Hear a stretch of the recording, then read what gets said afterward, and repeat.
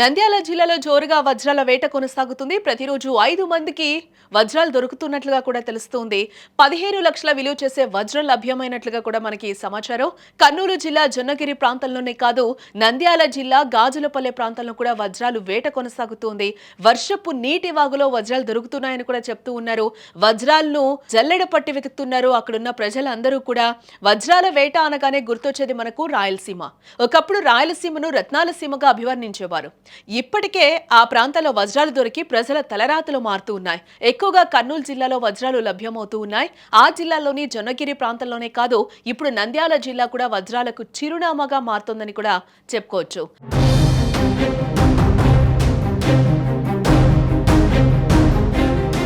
నంద్యాల జిల్లాలోని గాజులపల్లె ప్రాంతంలో ప్రజలు జోరుగా వజ్రాల వేట కొనసాగిస్తూ ఉన్నారు. ఇటీవల కురిసిన వర్షాలకు వాగులు వంకలు పొంగి ప్రవహిస్తూ ఉన్నాయి. సరిగ్గా ఈ వర్షపు నీటి వాగులోనే వజ్రాలు కొట్టుకొస్తున్నాయని స్థానికులు నమ్ముతూ ఉన్నారు. ప్రజలు తమ అదృష్టాన్ని పరీక్షించుకోవడానికి ప్రతిరోజు అక్కడికి తరలి వస్తూ ఉన్నారు. స్థానిక సర్వలక్ష్మీ నరసింహస్వామి దేవాలయం సమీపంలో ఉన్న ఈ వాగును వజ్రాల వాగుగా పిలుస్తున్నారు.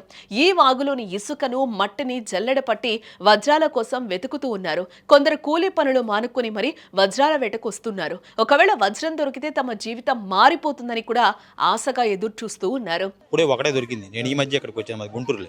ఇక్కడికి వచ్చాను, దొరికింది. ఆయన అమ్మనాడు వెళ్ళిపోయాడు.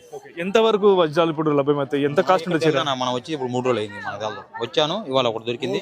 నిన్న ఒకటి దొరికింది. అమ్మనాడు 9 లక్షలు అడిగి అమ్మన్నాడు. ఎంత సైజు దొరుకుతుంది? ఎంత సైజ్ అన్న? ఎంత సైజ్ అయితే 9 లక్షలు.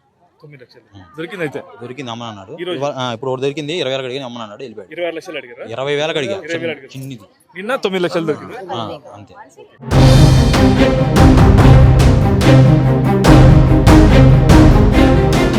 ఇటీవల ఒక వ్యక్తికి ఏకంగా 15 లక్షల రూపాయల విలువ చేసే వజ్రం దొరకడం స్థానికంగా సంచలనంగా మారింది. దీంతో చుట్టుపక్కల గ్రామాల నుంచి కూడా ప్రజలు వేలాదిగా తరలివచ్చి వజ్రాల వేటలో మునిగిపోతూ ఉన్నారు. ప్రతిరోజు 5 మందికి వజ్రాలు దొరుకుతున్నాయని కూడా స్థానికులు చెప్తున్న మాట. మరి ఈ వజ్రాల వేట ఎంతవరకు కొనసాగుతుంది? మరికొంతమందికి ఈ అదృష్టం దక్కుతుందా అనేది చూడాలి.